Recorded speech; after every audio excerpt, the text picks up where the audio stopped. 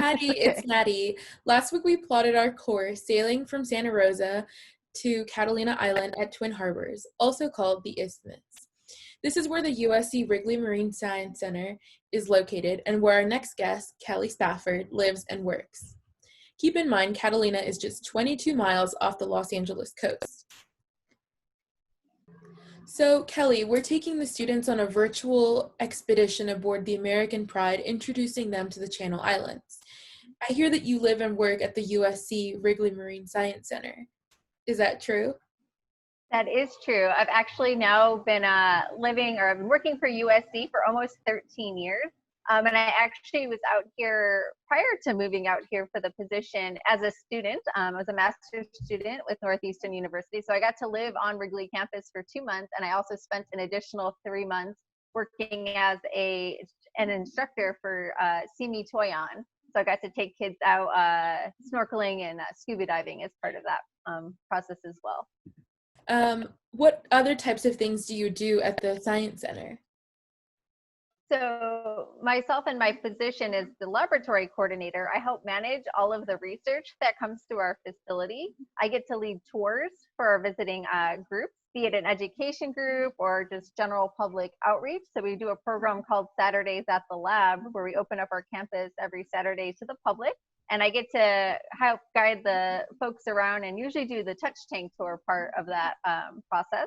I also help maintain our aquarium systems, like the one you can see behind me. We also have some aquaponic systems here as well. And I also help our researchers, if they have any living organisms out here, since they can't be here year round, I help maintain and take care of them as well. And also with the IT and AV for our facilities. What sort of schooling and training made it possible to work as a laboratory coordinator here at Wrigley?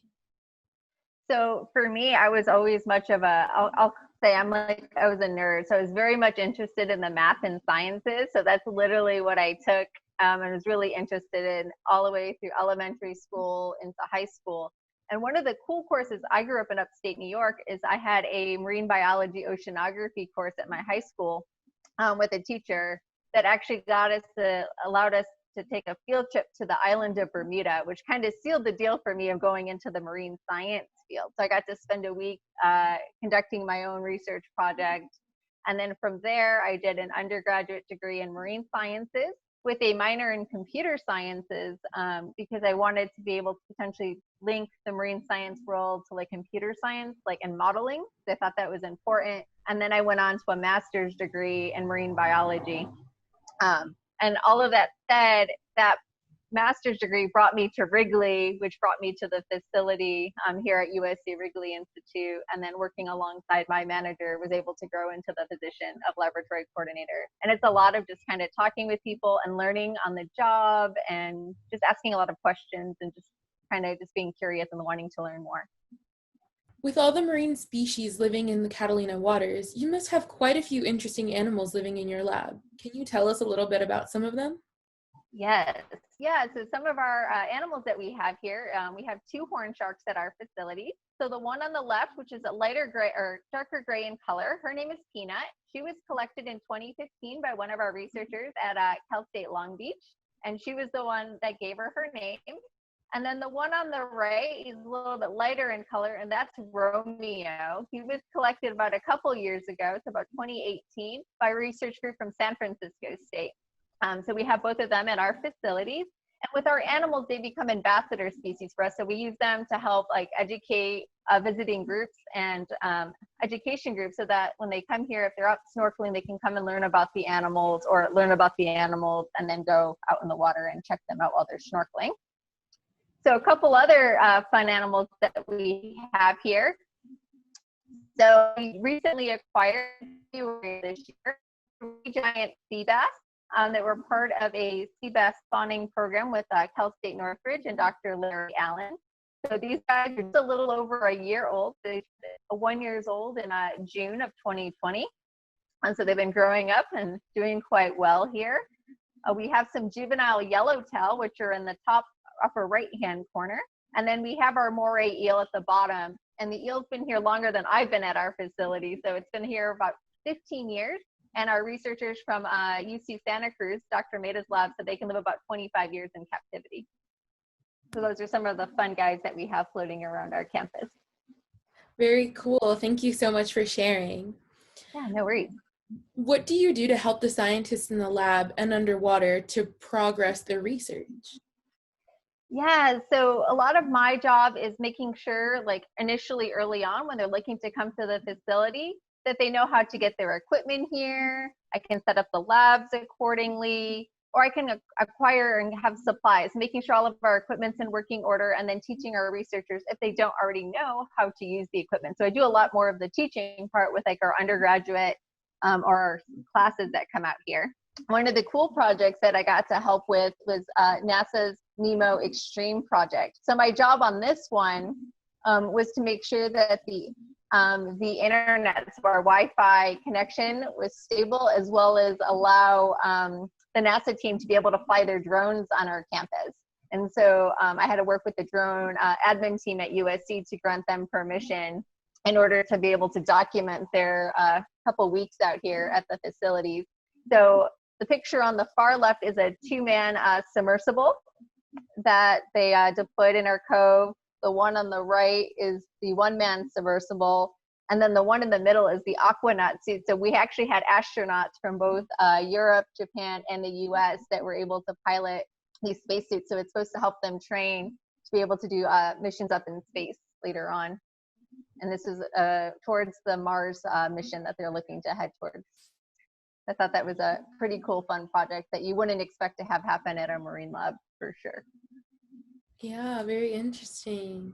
I love all the little stickers on the picture on the right. Very cool. Yeah, Wrigley got our Wrigley sticker on the submersibles too. So, so wherever those go, we'll be advertised, and they're looking to come back. Had it not been for COVID, they would have been back this summer to do their next round. So kind of exciting to have astronauts on campus. Prior to being a laboratory coordinator, you spent a great deal of time underwater as a diver. Can you tell us a little bit about that job? I did. So yeah, a lot of my time underwater was spent as a master's student. So I got my open water certification as an undergraduate.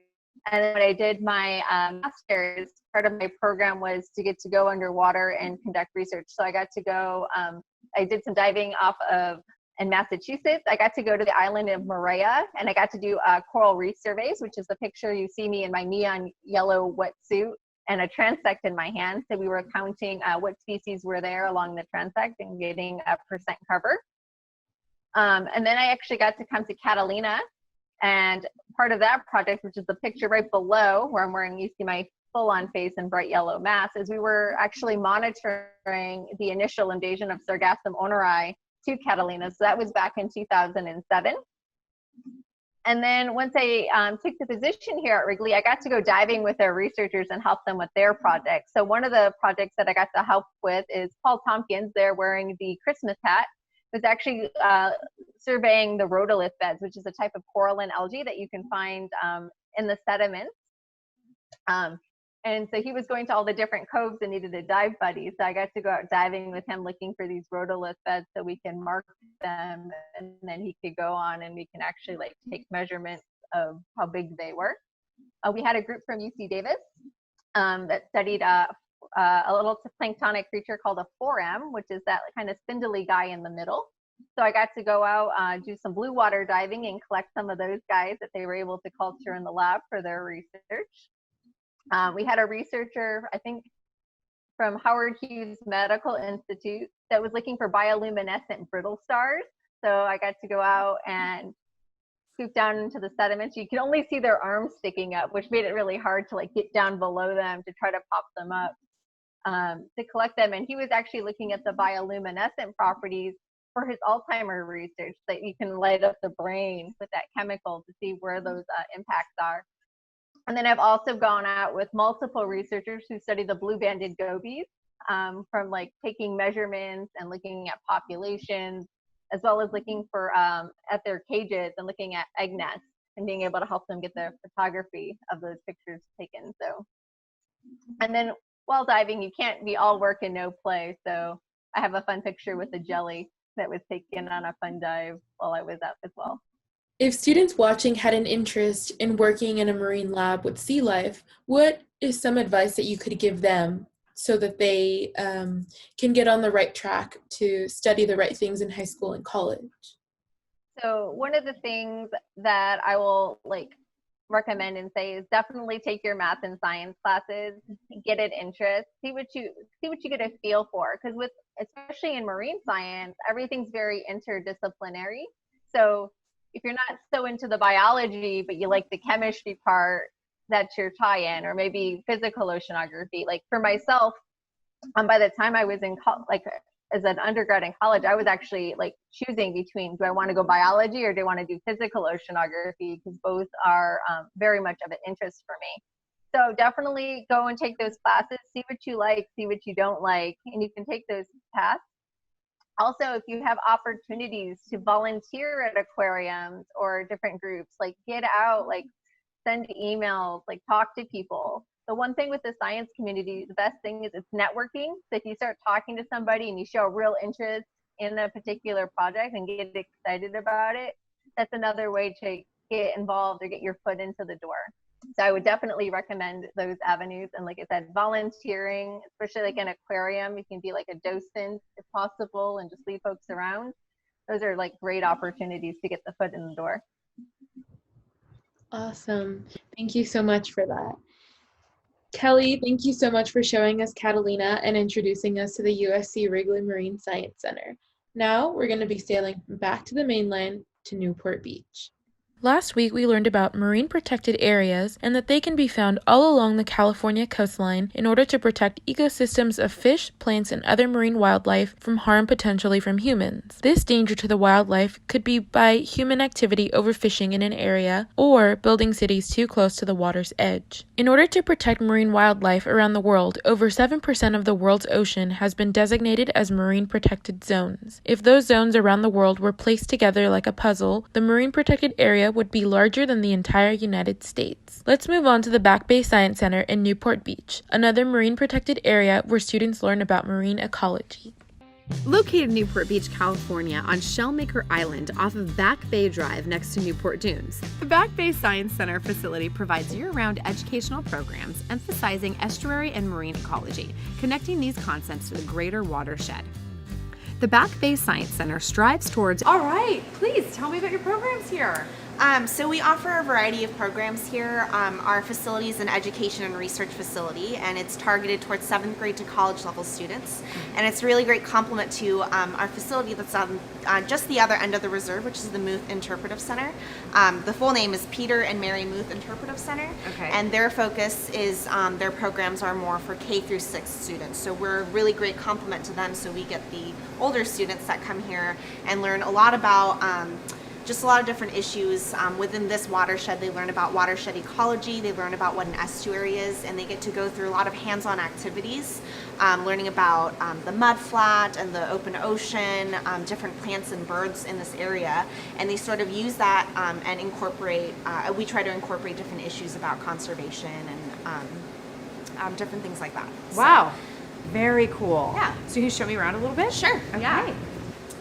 So right here we have just a wall of different specimens. There's a lot of different specimen jars, some taxidermied animals, and it's a really great way for students to come here, and they always have questions about everything that's over here. So There's so many specimens. Yes. I mean, it's unbelievable. Yeah, there's a lot. Okay, one that just jumps out to me is this guy right here. Can you tell me a little bit about this? So that's a great blue heron. It's a really common bird we see here on the reserve. So a lot of times when we take the students out, one of their stations, they get to go out on a bird trail. So this is a guy that we see pretty often, and he really is that large. It's actually a real one. It's just stuff.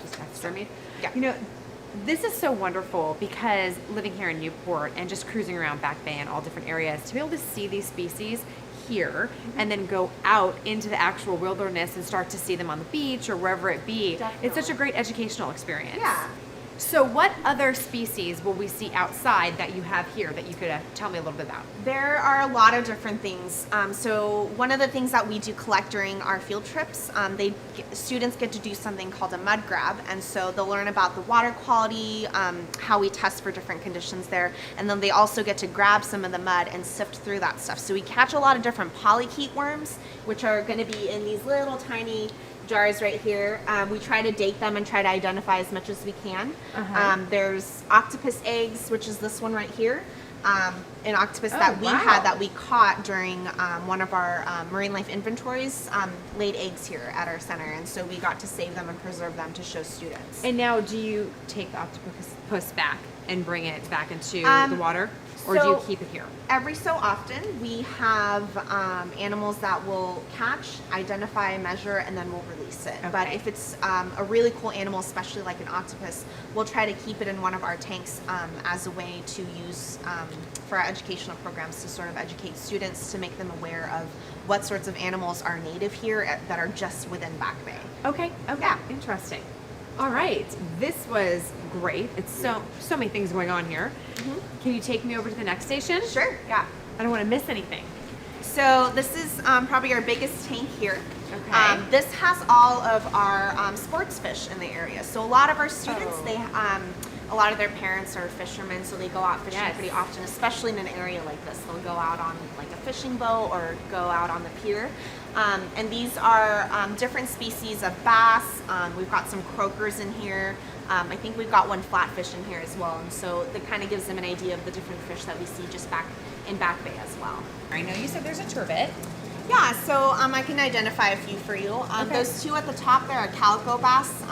I've actually had a few students tell me that they taste really good. So it's a really common fish that they catch out there. Okay. Yeah, we have a lot of barred bass in here. So those are those guys with they kind of look like they have stripes on the side. Yes. These two guys here and that one guy, they like to school together. These are yellowfin croakers.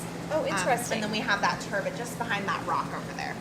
And you said that turbots tend to camouflage themselves in the sand? They camouflage very well in the sand. Their skin There he color is. matches perfectly with the sand. It's almost blotchy, just matching the grains of the sand. And is that for protection purposes? It is, yeah, it's a way that they defend themselves. And actually, he just came out right here. Right there. Yep. Wow. Well, that was really interesting. Let's check out the next section. Sure. All right. Next up, we have this area here. This is sort of our culture station. So you can see all of the flasks in here are green, and the reason is because they are, this stuff right here is actually plankton, and we use it to feed all of our filter feeders, which are all animals that feed on plankton. Okay. So all this green stuff is phytoplankton because it's a type of plant plankton. And then we also have this right here, which is our rotifers, which is a type of zooplankton that we feed to these guys. And these are brine shrimp or artemia. And so it's sort of a kind of our own little food cycle we have going Interesting. This is so amazing what's happening here, because really when you're in the water, you don't realize everything that's going on. So what you guys have broken down here is what's happening every day, every minute in the water. Yeah, that's true. I love it. It's so, there's just so much knowledge to be learned here. Right, yeah. Okay, and from what I understand now, I get to go do my favorite thing where I'm going to be actually touching some of these animals? Yes, yeah. So Great. we've got some tanks outside where Okay. that's also a part of a lot of our education programs here, where the students get to go outside and touch different animals that you would normally see in a tide pool. Okay, awesome. Let's do it. Sure. Let's go check it out. Hey there. Hi. You must be Faye. Yes, I am. Faye, I'm Kelly. Hi, Kelly. Nice to meet you. Nice to meet you as well. Yeah. Tell me what we've got going here. Okay, so out here we have our touch tank, which is a main attraction for our programs and for Community Day Sunday. So what we have out here are a lot of different invertebrates, marine invertebrates that are typically found in the Back Bay and in the Rocky Intertidal as well. So we have some larger sea stars and a California spiny lobster. Those particular organisms are found in the Rocky Intertidal. And we also have some of our snails and other invertebrates that are found in the Back Bay. Okay, so you're saying Rocky Undertidal. Rocky Intertidal. Intertidal, and where is that? Tide pools. So when you Okay. go to the beach and at a low tide, there are like the rocks and different zonations out on the coast. That would be the Rocky Intertidal. Oh, interesting. So I get to touch and feel? Yeah, absolutely. All right. We have some good stuff down this way. All right, let's check out the good stuff. Right. What do we got here? Okay, so in here we have some of the larger invertebrates that you'd find in the rocky intertidal. We have predatory sea stars. These are ochre stars and giant spine sea stars. Oh, wow. They are a keystone predator in the rocky intertidal, which means that you may not see very many of them, but they have a large impact on their prey, which are mussels. So in the mid-zone of the rocky intertidal, you would see a band of mussels, and that's what these guys feed on. So Okay. underneath their bodies, they have these tube feet that are so strong they can pry open mussels, and then the stomach of the sea stars comes out and goes in between the shells. Wow. And that's how they digest their food. That's how they eat the mussels. Oh, how interesting. So they are strong little suckers. They're very strong. If you've ever tried to pry open a mussel yourself, it's nearly impossible. Oh, absolutely. So, yeah. So now anywhere around here that we'd be able to see some of these? They're not typically found in the upper Newport Bay. However, we do have brittle stars, which is another species of sea star. Okay. Those are found in the mudflats. All right, so can I touch one? Absolutely. All right, here we go. Will anything happen? No. Oh, they just hang there. Yeah. And they're sitting on top of each other. Yes. Wow. And this little guy stuck to the side, he's obviously a different type, isn't Yes, that's a bat star. Also Oh. a rocky intertidal star. he? Very cool. I'd love to see one eat. That would be crazy. Yeah. All right. Do you want to take me over to Shark Tank now? Absolutely. Okay. I do. The Shark Tank is really exciting. The visitors on Community Day love to see the sharks. Oh. This is also one of our touch tanks as well. So as long as we're using 2 fingers only and being really gentle, we can wait for the sharks to come up to us and give them a touch as they swim by. Woo. So we have the 1 leopard shark and 2 swall sharks and 1 horn shark. These are Oh. all sharks that are found in the kelp forests, but they do occasionally come up into the upper Newport Bay to lay eggs and to mate. Oh, really? So these ones are all pretty small. They're juveniles still. Are they dangerous? No, they're considered carpet sharks, so they're very benthic. They have small teeth. They eat clams, crabs, shrimp. Okay. They're not man-eaters and they're not seal eaters, so they Okay, don't have well, big that's sharp good. teeth. They're very docile, actually, and you see them commonly when snorkeling or diving in the kelp forests. And where's the nearest kelp forest? So actually, the nearest kelp forest is right outside of the harbor mouth and Uh-huh. south. Oh, so okay. Big Corona, Little Corona, there are kelp forests out there. Oh, interesting. I just cruised by there on the 4th of July. Yeah. Okay, so do you think the skittish one will let me touch him? If you do get a chance to feel them, though, they have really rough skin like sandpaper. Uh-huh. And that's because they have microscopic teeth-like structures on their skin called dermal denticles, and it helps Oh. them with being hydrodynamic. So that's why Okay. this guy can turn so fast and swim so fast, because his skin allows him to be Oh. really slick in the water. And then I see a little crab hiding underneath that rock. Yeah, so we collect crabs and we stick them in our tanks. They're for feeding the octopus. Okay. I was hoping that the sharks would go after the crabs as well, as for a variety in their diet, but Uh-huh. they don't care at all about eating those crabs. Oh, really? Interesting. This guy is just really getting his exercise today. He is a perfect candidate for active me. Oh, here we go. There's another one moving. I'm sure I He's can coming get back to me. Can you do it? I'm sure I can get these guys to swim. Oh, there you go. But they're not gonna try to bite her. No, we've never had anyone get bitten before. There we but There you go. go. He's just swimming away. Oh, here he comes back. Okay.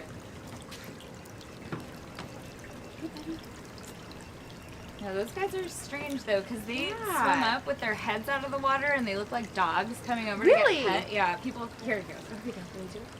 Oh my goodness, he does. He looks like a snake. There he Can't touch goes. their nose though, right? Yeah, and you don't have to be afraid at all. They won't nip or anything. Really? Wow.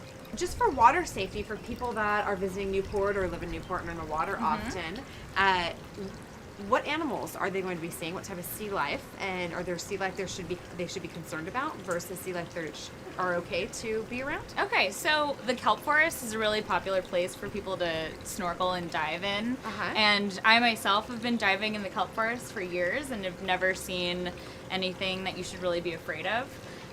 If you do go swimming in the waves, for example, you want to go boogie boarding or surfing, there's something called the stingray shuffle that you should be doing, where you shuffle your feet through the sand rather than pick up the feet. Because really? of stingrays. So if you scare a stingray and step on one, it may sting you with its stinger.